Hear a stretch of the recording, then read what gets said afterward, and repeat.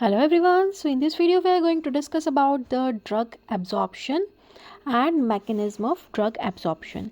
किस तरह से बॉडी में ड्रग का एब्जॉर्प्शन होता है और कौन सा मैकेनिज्म वर्क करता है, किस तरह से एब्जॉर्प्शन होता है, ये हम इस वीडियो लेक्चर में डिस्कस करने जा रहे हैं. सबसे पहले हम देखें कि एब्जॉर्प्शन क्या होता है.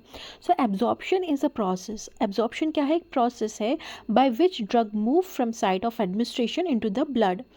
एब्जॉर्प्शन वो प्रोसेस है जिसके थ्रू जो ड्रग ले रहे हैं, आपकी बॉडी में कोई भी डिसीज़ है या कोई प्रॉब्लम है, उसके लिए अगर आप कोई ड्रग कंज्यूम कर रहे हैं, कोई मेडिकेशन ले रहे हैं, तो उस ड्रग का movement from site of administration. Site of administration मतलब आप किस रूट से ले रहे हैं. आप माउथ से ले रहे हैं या इंट्रावीनस ले रहे हैं, इंट्रामस्कुलर ले रहे हैं.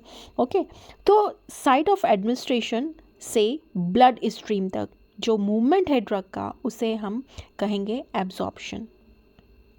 ओके, मान लिया फॉर एग्जांपल आपने कोई टैबलेट लिया, वो आप कहाँ से लेंगे, कौन से रूट से लेंगे?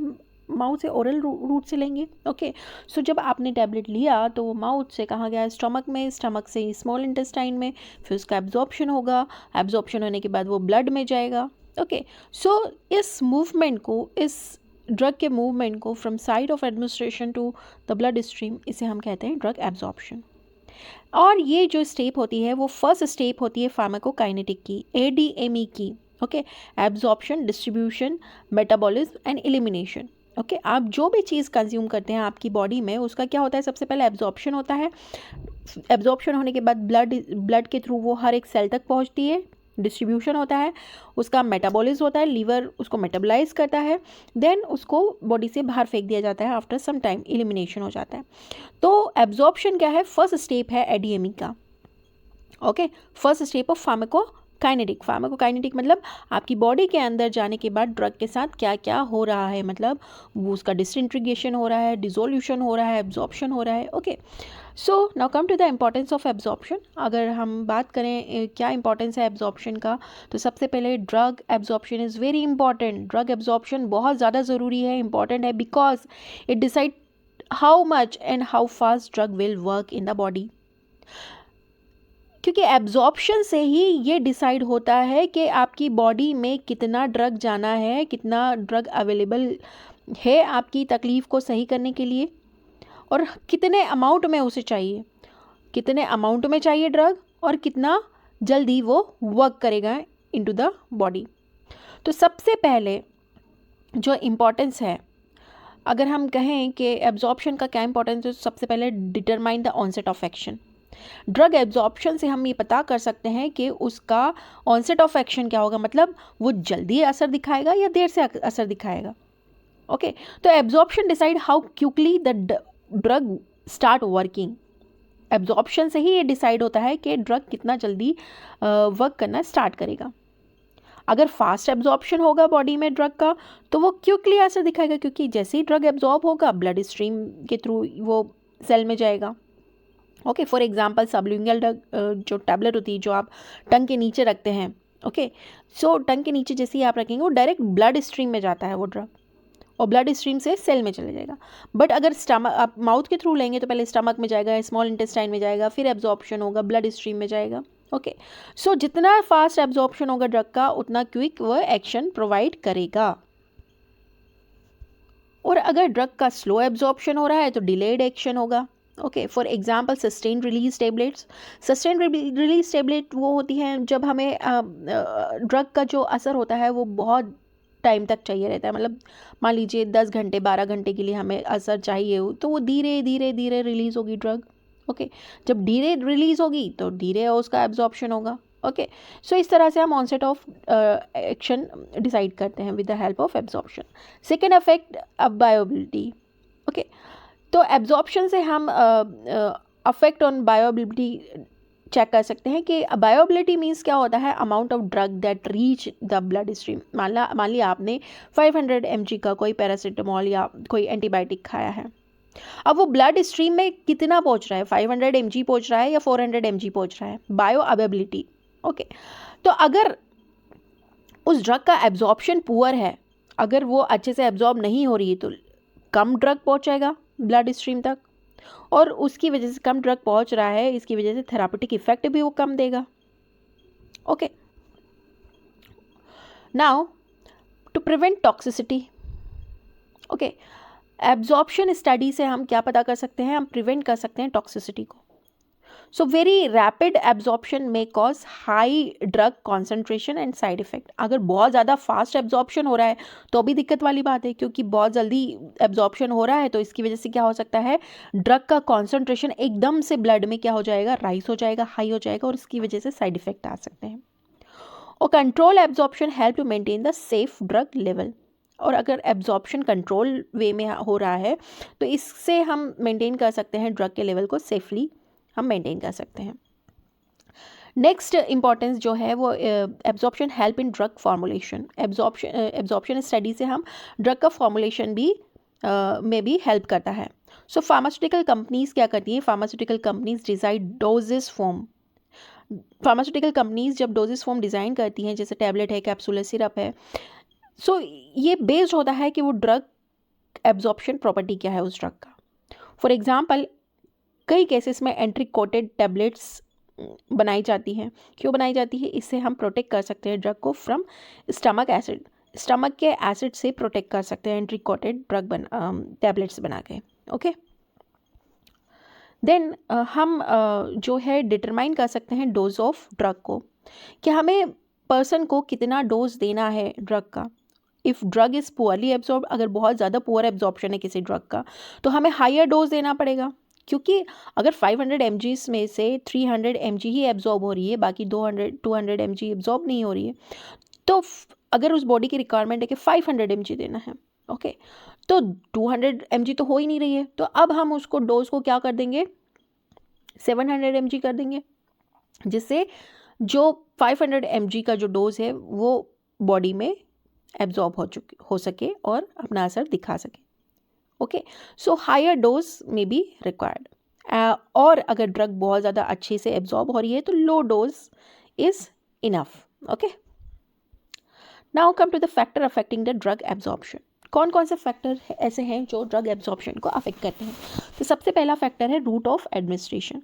कि आप किस रूट से दे रहे हैं, ओरल रूट से दे रहे हैं तो थोड़ा टाइम लेगा असर दिखाने में, आईवी से दे रहे हैं तो इंस्टेंट आपको असर, क्योंकि डायरेक्टली आप ब्लड स्ट्रीम में डाल रहे हैं, इंट्रामस्कुलर डाल रहे हैं ड्रग को, तो ये रूट ऑफ एडमिनिस्ट्रेशन पे डिपेंड करता है ड्रग का एब्जॉर्प्शन. देन ड्रग सॉल्युबिलिटी, आपकी ड्रग की सॉल्युबिलिटी कैसी है, वो लिपोफिलिक ड्रग है या हाइड्रोफिलिक ड्रग है. ओके, सो लिपिड सॉल्युबल जो ड्रग होती है वो फास्टर एब्जॉर्प्शन शो करती है. पीएच ऑफ द मीडियम, कि आप जो ड्रग ले रहे हैं वो उसका पीएच क्या है एसिडिक मीडियम में. Okay, so next factor is dose form. आप किस फॉर्म में जो ड्रग ले रहे हैं, टैबलेट फॉर्म में ले रहे हैं या फिर पैरेंट्रल फॉर्म में ले रहे हैं, कैप्सूल फॉर्म में ले रहे हैं. सरफेस एरिया पे भी डिपेंड करता है, जितना ज़्यादा सरफेस एरिया होगा उतना ज़्यादा एब्जॉर्प्शन होगा. तो स्मॉल इंटेस्टाइन का सरफेस एरिया बहुत ज़्यादा होता है as compare to the stomach, तो स्मॉल इंटेस्टाइन में एब्जॉर्प्शन ज़्यादा होगा. Now come to the mechanism of drug absorption. अगर हम drug mechanism of drug absorption को देखें, डिस्कस करें, तो drug cross biological membrane mainly by following mechanism. जो ड्रग है, जैसे आप ब्लड स्ट्रीम से हर एक सेल तक जा रहा है, पहुंच रहा है वो, ओके, तो अब सेल के अंदर जाने के लिए उसको सेल मेम्ब्रेन को भी तो क्रॉस करना पड़ेगा ना. So drug cross biological membrane mainly by following mechanism. कौन कौन से मैकेनिज्म होते हैं, ओके, तो सबसे पहले मैकेनिज्म होता है पैसिव डिफ्यूजन. पैसिव डिफ्यूजन मतलब जहाँ पे ड्रग को मेम्ब्रेन क्रॉस करने में कोई एनर्जी नहीं लगानी पड़ती है. ओके, सेल के बाहर का कॉन्सेंट्रेशन जो है, ड्रग का कॉन्सेंट्रेशन हाई है और ड्रग का कॉन्सेंट्रेशन इनसाइड द सेल लो है. तो हमने देखा है कि हमेशा जो फ्लो होता है from high energy level to lower energy level होता है.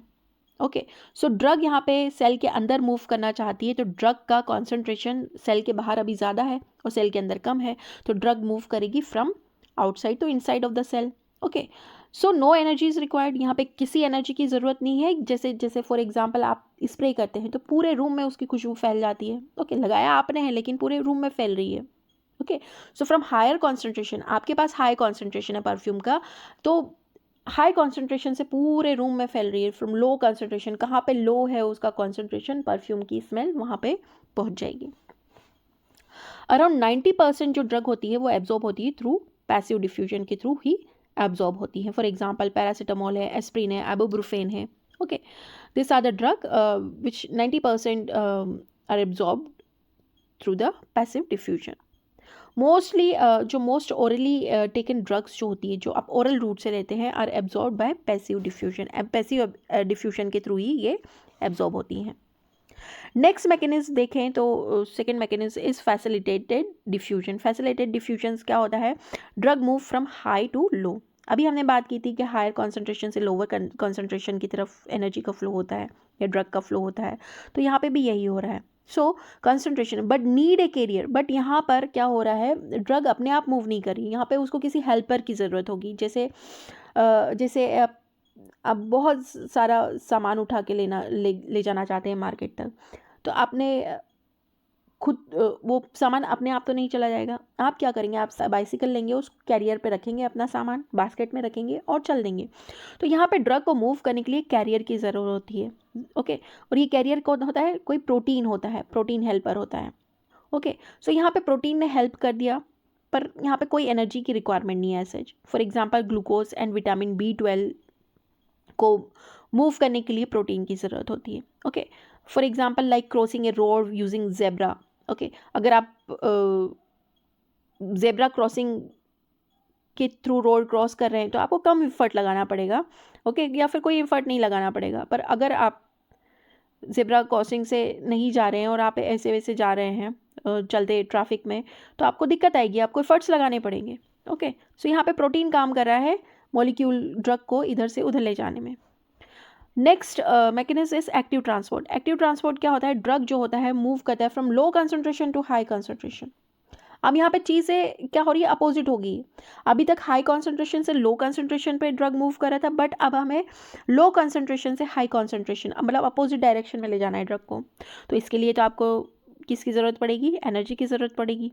ओके, फॉर एग्जाम्पल आप मान लीजिए आप फेस को आगे करके फॉरवर्ड जा रहे हैं. ओके, तो आप स्मूथली आगे देख रहे हैं और इजीली जा रहे हैं. बट अगर आपका फेस आगे है और आप पीछे की तरफ रिवर्स हो रहे हैं, तो वहाँ पर एनर्जी लगेगी अपोजिट डायरेक्शन में अगर जा रहे हैं बिना देखे तो. सो यहाँ पर भी ड्रग क्या हो रहा है? लो कंसंट्रेशन से हाई कंसंट्रेशन की तरफ जाना चाहती है. सो यहाँ पे ATP is required, energy is required. For example levodopa है, आयरन है, सम विटामिन्स हैं जो इस मैकेनिज्म के थ्रू एब्जॉर्ब होते हैं. Next mechanism is filtration. Filtration क्या होता है? एक्वस डिफ्यूजन होता है. सो स्मॉल वाटर मॉलिक्यूल्स, जो स्मॉल वाटर सॉल्युबल ड्रग्स जो होती हैं, pass through small pores in the membrane. जो सेल मेम्ब्रेन है उसमें छोटे छोटे पोर्स होते हैं. तो जो वाटर सॉल्युबल जो ड्रग्स होती हैं उन पोर्स में से क्या हो जाती है? पास हो जाती है, और इसके लिए कोई एनर्जी रिक्वायर्ड नहीं होती. फॉर एग्जाम्पल यूरिया है, कुछ इलेक्ट्रोलाइट्स है जैसे पोटेशियम, सोडियम, वो फिल्ट्रेशन के थ्रू या एक्वस डिफ्यूजन के थ्रू पास कर जाती हैं. Then next mechanism is endocytosis. Endocytosis को हम पिनोसाइटोसिस भी कह सकते हैं. ओके, पिनोसाइटोसिस मतलब जो ड्रग का मॉलिक्यूल है उसको सेल क्या करेगा? आसपास से घेर लेगा, वो ऐसी गुफा बनाएगा और बीच में उस ड्रग मॉलिक्यूल को क्या कर लेगा? ग्रैब कर लेगा. तो cell membrane surround the drug and form vesicle to take it inside. Okay, और इस तरह सेल उसको ड्रग को अपने अंदर ले लेगा. Okay, so energy is required. इसके लिए एनर्जी रिक्वायर्ड होती है. फॉर एग्जांपल विटामिन B12 जो होता है इंट्रैक्सिक फैक्टर कॉम्प्लेक्स है, and some large protein drug is absorb through this mechanism.